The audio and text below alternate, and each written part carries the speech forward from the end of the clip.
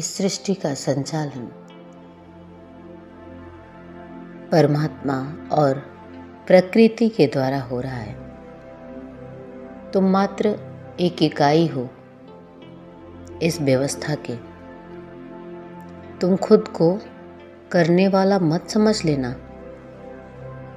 ऐसा किए तो तुम अपने मार्ग से भटक जाओगे और अहंकार से भर जाओगे। जीवन को सच में ऊंचाई देनी है तो अपने विचारों को श्रेष्ठ बनाओ, अपने विचारों को उन्नत करो और पूर्ण परमात्मा हो जीवन जीने की कोशिश करो।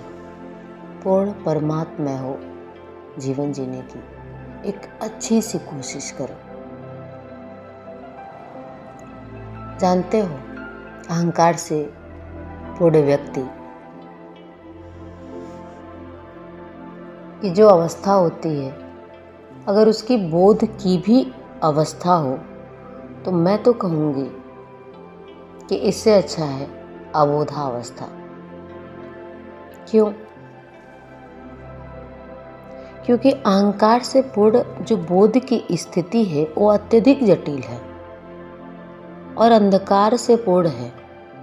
अबोधावस्था जो है वो शिशु के समान है, जिसका पालन पोषण परमात्मा स्वयं कर लेता है।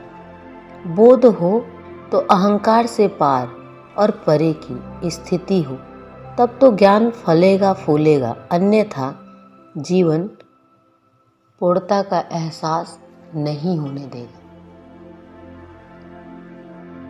जब भी अहंकार की बात आती है तो रावण का नाम आता है। रावण ज्ञानी था, रावण बोध में था। बोध में होने के बावजूद भी अगर रावण के जीवन को देखें तो सब कुछ पाने के बाद भी अंततः सब कुछ खोने की स्थिति है।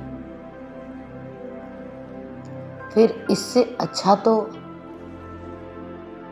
वो ज्ञानी न होता, क्योंकि ऐसे इस संसार में बहुत उदाहरण भी हैं जिनके पास कुछ भी नहीं था, एक अबोधा अवस्था थी। जैसे कि कालिदास का नाम लेना चाहूँगी। एक अबोधा अवस्था है जिनको लोग मूर्ख समझते थे, पर वो दास था। किसका? प्रभु का, माँ का। माँ मतलब जिसका कालिदास नाम ही पड़ गया। तो ये जो दास की स्थिति है ना, वो ज़्यादा अच्छा है। दास को आप अच्छा नहीं मानते, पर हम कहते हैं कि रावण जैसा स्वामी अगर हो तो उससे अच्छा कालिदास जैसा दास हो जाना है।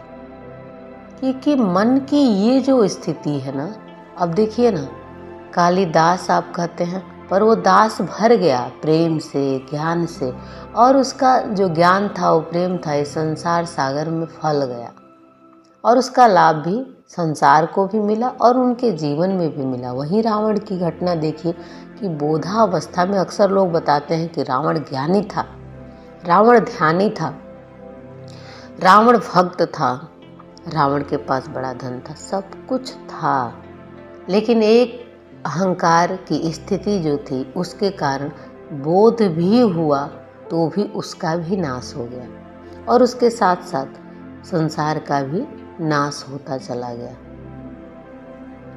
ये घटना ये कहती है कि इससे अच्छा है कि आदमी अबोध की शिशु की भांति हो। अगर आप शिशु की भांति रहोगे तो निश्चित ही परमात्मा आपका कल्याण कर लेगा। परमात्मा आपको अपने चरणों में स्थान देगा। परमात्मा आपको प्रेम देगा। और जैसे एक माँ शिशु को अपनी गोदी में ले करके, थपकी दे करके उसकी जो भी जरूरत होती है उसे पूरी करती है,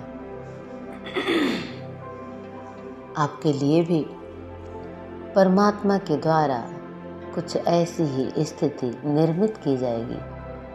भगवान हमेशा अपने भक्तों का ख्याल रखते हैं, पर दुष्टों का नाश भी करते हैं, जबकि है भगवान।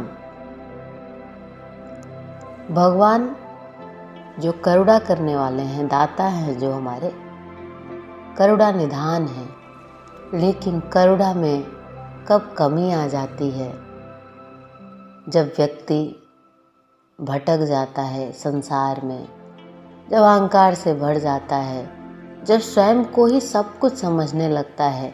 फिर ईश्वर आपके कल्याण के लिए रावण को भगवान ने मारा तो उसमें भी उनका कल्याण ही था, क्योंकि ये अहंकार एक दिन कितना भी बड़ा हो जाए पर अंततः इसे समाप्त ही होना पड़ता है, क्योंकि संसार में कहीं स्थान ही नहीं है, किसी के भी हृदय में कहीं स्थान नहीं है इसका, तो फिर इसे समाप्त होना पड़ता है। जीवन आपको मिला है तो कुछ तो अच्छे कर्म रहे होंगे, और अच्छे कर्म रहे होंगे तो अच्छा जीवन मिला है, तो क्यों ना इसे हम बहुत ही सजगता के साथ, बहुत ही अच्छे तरीके से इसको जिएं। और अभी भी बहुत समय है आपके पास, जब जागे तभी सवेरा, ऐसा लोगों ने कहा है। तो आज से ही क्यों ना शुरुआत कर लें हम। मन आपका जो है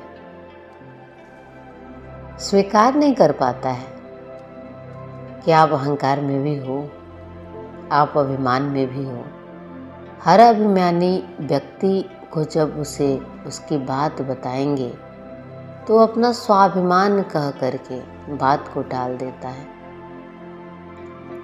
अंतर करना तो आना चाहिए, नीर करने की युक्ति तो आनी चाहिए। न सीखोगे तो जीवन नैया पार कैसे लगेगी। परमात्मा तो चाहता है, इसलिए चलिए चलते हैं उस ओर, और भूल से निकलिए, भ्रम से निकलिए। जीते जागते संसार और सार को समझते सत्य में ही स्थापित हो जाने की एक मन की स्थिति बनाइए। ऐसा होगा तो आपके जीवन के लिए बड़ा ही अच्छा होगा।